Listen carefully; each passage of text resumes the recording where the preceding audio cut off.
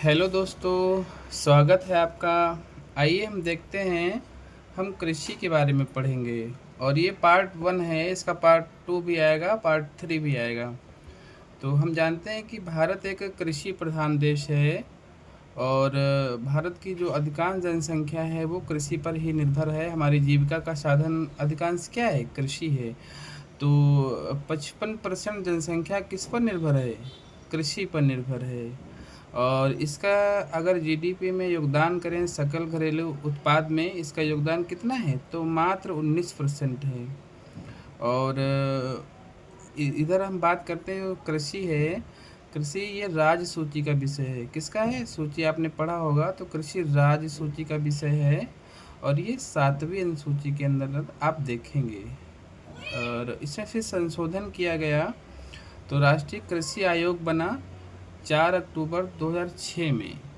तो उसने क्या किया, एक कृषि राज्य सूची से हटाकर समवर्ती सूची में इसको ट्रांसफ़र कर दिया और ये राज्य सूची से हटकर समवर्ती सूची में आ गया। आइए हम देखते हैं कि अंतरिम मंत्रिमंडल और स्वतंत्र भारत का फर्स्ट मंत्रिमंडल में कृषि एवं खाद्य मंत्री कौन थे? तो डॉक्टर राजेंद्र प्रसाद थे। कृषि एवं खाद्य मंत्री कौन थे? डॉक्टर राजेंद्र प्रसाद। भारतीय कृषि जो है मानसून पर निर्भर है ना। तो भारतीय जो कृषि है वो किस पर निर्भर है? मानसून पर। जिस कारण इसे मानसून का जुआ कहा जाता है। जिस कारण से क्या कहा जाता है? मानसून का जुआ कहा जाता है। आइए हम देखते हैं कृषि फसल चक्र, है ना। फसल चक्र कौन कौन सी हैं? और इसके अंतर्गत हम देखते हैं तो 3 प्रकार की होती हैं। एक तो है रबी की फसल, एक है खरीफ की फसल, एक है जायद की फसल।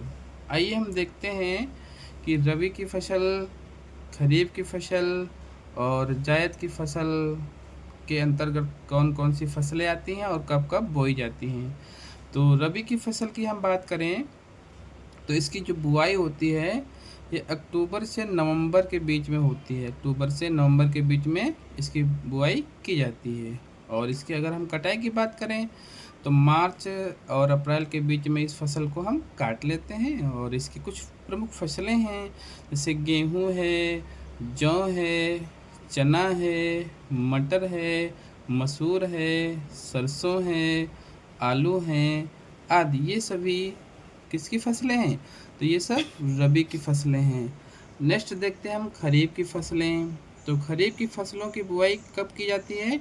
तो जून से जुलाई के मध्य हम खरीफ की फसलों की बुआई करते हैं और इनको अक्टूबर से नवंबर के बीच में हम इनको काट लेते हैं। तो इन फसलों में कौन कौन सी आएंगी? चावल, ज्वार, बाजरा, मक्का, तिल, मूंगफली आदि फसलें खरीफ की फसलों में आती हैं। नेक्स्ट हम देख लेते हैं जायद की फसल। जायद की फसलें क्या होती हैं? ये मार्च और जून के बीच में आप देखे होंगे या मिलती हैं। तो ये ग्रीष्मकालीन फसलें हैं। ग्रीष्मकालीन फसलें हैं, तो इसमें कौन कौन सी फसलें आती हैं? तरबूज, ककड़ी, खीरा, करेला, खरबूजा, भिंडी और कुछ सब्जियां आदि इसके अंतर्गत आती हैं। आइए एक बार और हम देख लेते हैं। तो रबी की फसल के अंतर्गत कौन कौन सी आती हैं, कब बुआई होती है? तो अक्टूबर नवंबर में। कटाई कब होती है? मार्च अप्रैल में। प्रमुख फसलें कौन कौन सी हैं? गेहूँ, जौ, चना, मटर, मसूर, सरसों, आलू इत्यादि। आइए हम खरीफ की फसलें देख लेते हैं। तो जून से जुलाई में इसकी बुआई करते हैं, अक्टूबर नवंबर में इसको काट लेते हैं। इसकी प्रमुख फसलें कौन कौन सी हैं? चावल, ज्वार, बाजरा, मक्का, तिल, मूंगफली इत्यादि ये इसकी फसलें हैं। जायद की फसलों को देख लेते हैं। तो मार्च जून में ये आती हैं फसलें और ग्रीष्मकालीन फसलें बोली जाती हैं। तो तरबूज, ककड़ी, खीरा, करेला, खरबूजा, भिंडी आदि इसकी प्रमुख फसलें हैं। हेलो दोस्तों, आपको कैसा लगा? अच्छा लगा हो तो लाइक करें, शेयर करें, चैनल को सब्सक्राइब करें। Thank you.